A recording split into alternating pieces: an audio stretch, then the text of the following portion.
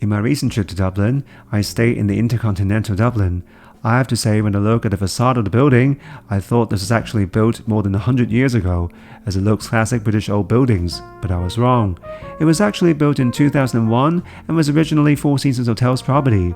IHG has since taken over the property in 2015 and rebranded this hotel as Intercontinental. The moment that I stepped into this hotel, I was really impressed by the opulence of the lobby. Although the lobby doesn't have a high ceiling, a design has successfully created elegance in a subtle and dignified way. And the lobby lounge continues to exude such kind of elegance. Not only was it cozy and spacious, the Garden Terrace allowed lots of sunlight into the lounge, and it's also a very good place to have some afternoon tea.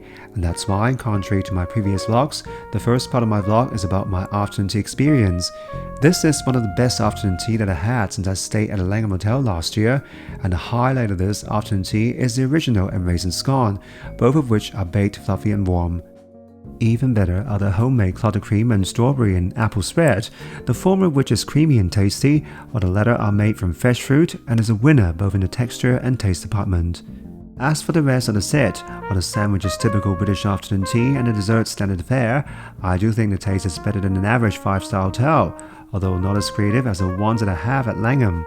For tea, I've ordered a house blend Assam tea. Interestingly, it is a little bit fruity and tastes more like Earl Grey tea, but otherwise it is quite good. Alright, back in business. It's time for me to take you to my room. I have to say this room is one of the best that I have stayed in years.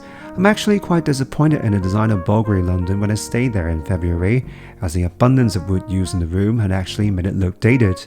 This room, although still had a few wood furniture, successfully created a sense of opulence that matched the ambience of its lobby. It's also spacious with workstation and mini sofa included. During my stay in this hotel, I had in-room dining on a few days, and I have to say sometimes I prefer dining in my room than in the lobby lounge, as the relatively low ceiling of the lounge means that it's quite noisy when there were kids running around. As for the bathroom, it's equally impressive. When they don't use as much white marble stones as the ones like Langham and Park Hyatt, it's still elegant without being over the top. It is also well equipped with both shower and bathroom.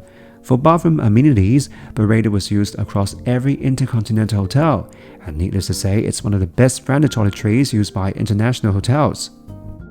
For gym and swimming pool, this gym in this hotel is spacious, well equipped with weight training machines, dumbbell and treadmill. All the equipment is new and well maintained. As for the swimming pool, it is beautifully designed with queues similar to hotels such as Park Hyatt Melbourne and Bulgari London. It is heated and you can also soak in a jacuzzi attached to it. For breakfast, it is buffet style one, and there is plenty of food choice such as cold cut, fruit, eggs and sausage and pastry. All of them taste good and reminds of the ones that I had at St. Regis Singapore. You can also order a la carte like egg benedict at an extra cost. Also, the coffee they serve is quite impressive, unlike many major 5-star hotels that are made with mediocre coffee machines. The lunch and dinner that I had at the lobby lounge was nevertheless not as impressive.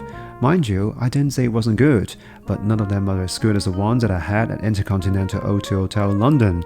Also, in terms of variety, choices are fairly limited. For example, this lamb rum and pan-seared Atlantic cod looks quite similar to the ones that I have at Fairmont Monte Carlo, which I think is a bit overcooked and sauce a bit too thick. For the codfish, I think it's a bit dry. The only exception is this pasta of the day, which is rigatoni and green sauce. It tastes fresh and green sauce is well cooked. Surprisingly, their in-room dining is even better at serving comfort food like this club sandwich, this Caesar salad and soup of the day, and with price just half of the one served at the lobby lounge, I would recommend this to anyone.